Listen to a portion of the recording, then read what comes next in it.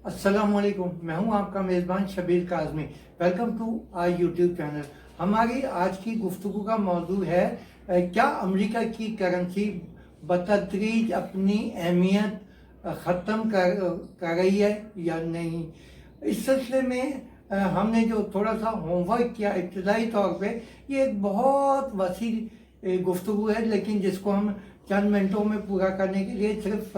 Bullets points में जिक्र करेंगे। पहली बात तो ये है कि इस वक्त अगर हम देखें तो अमेरिकन डॉलर इंटरनेशनल मार्केट में बज़ाहिर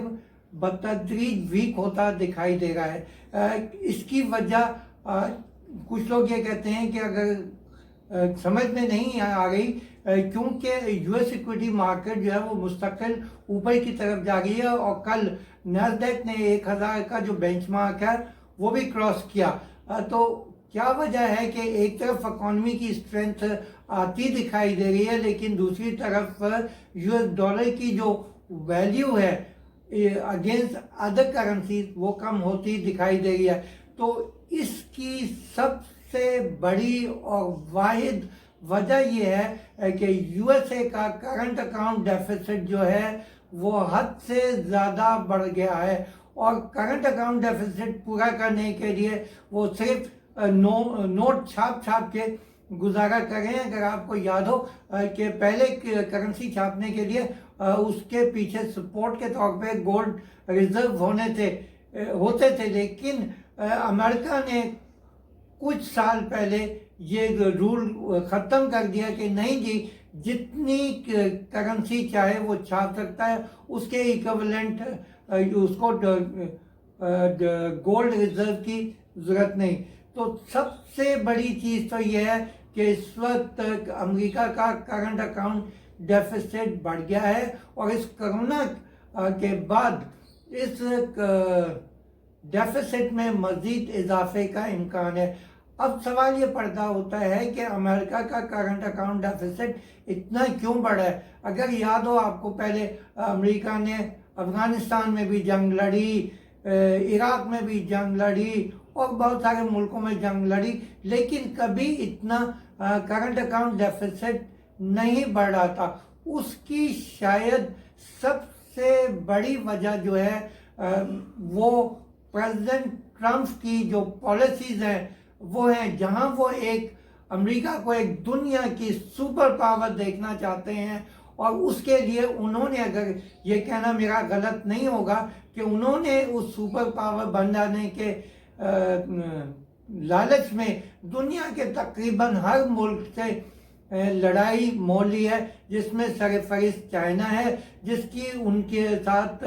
ट्रेड वॉर हफ्तों महीनों सालों से जारी है। अगर आपको याद पड़े तो पहले उन्होंने यूरोपियन यूनियन के साथ भी कुछ प्रोडक्ट के ऊपर इकोनॉमिक सैंक्शंस की बात की थी, या उनके ऊपर ड्यूटीज बढ़ाने की बात की थी। जापान के साथ भी बात की, जर्मनी के साथ भी बात की, और वो तो बेचारा एक लाचार मुल्क ईरान है, जिसके ऊपर पिछले 40-45 साल से वो मुस्तकिल अपनी ताकत को आजमा रहे हैं, और उन्होंने इस पावर में आते ही पहला जो एक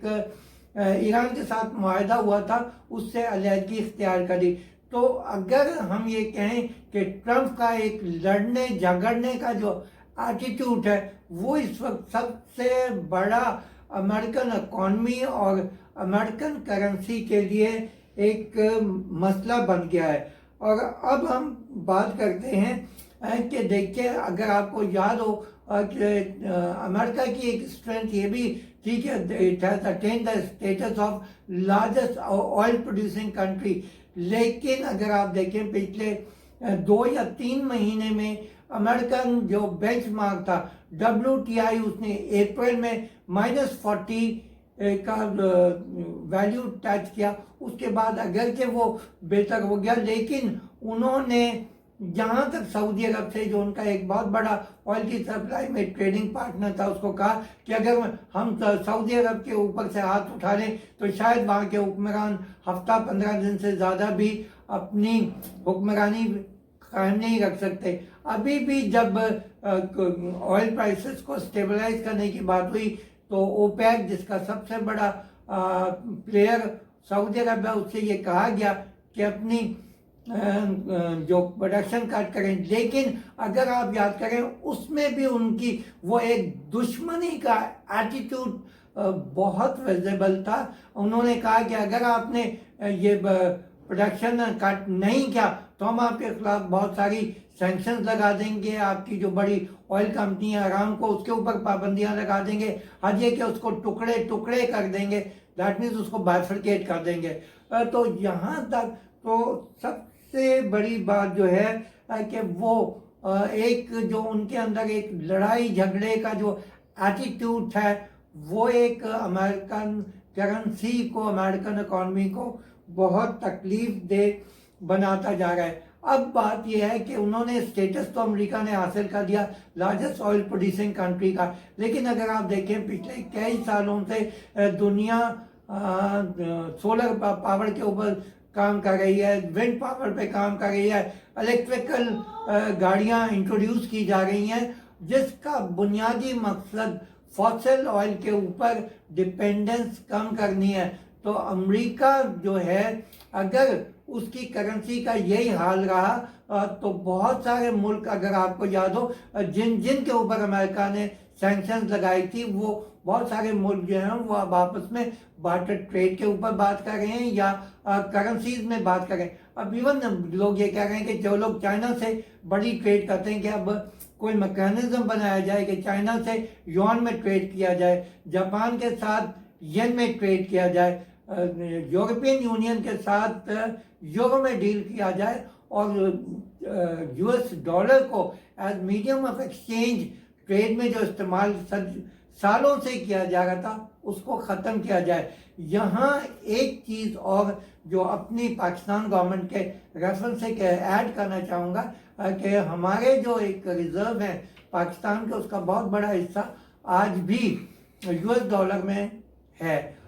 دو چیزوں کی اب اسٹیٹ بینک کو ضرورت ہے، ایک وہ اپنے ریزرو کو ڈائیورسیفائی کرے اور ڈالر کے ساتھ ساتھ ین، یورو اور یون وغیرہ میں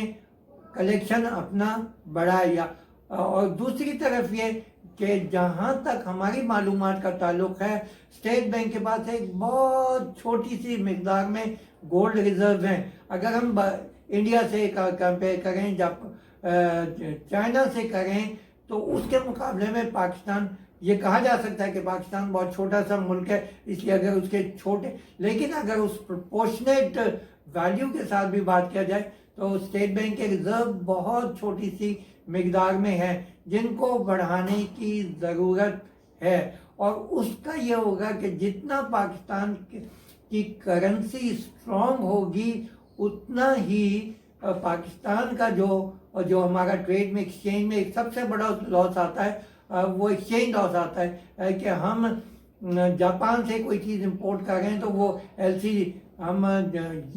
یو ایس ڈالر میں کھولتے ہیں، تو اب روپے کا جو کرنسی ہے وہ پہلے یو ایس ڈالر میں ہوگا، پھر یو ایس ڈالر سے ین میں، تو یہ ایک لمبا پروسیس ہے. تو اس کے لیے، اور آخری بات جو پاکستان میں اسپیشلی وہ لوگ جو کرنسی میں انویسٹمنٹ کرتے ہیں، ٹریڈ کرتے ہیں، ان کے لیے یہ کہنا چاہوں گا کہ دیکھیے آج کل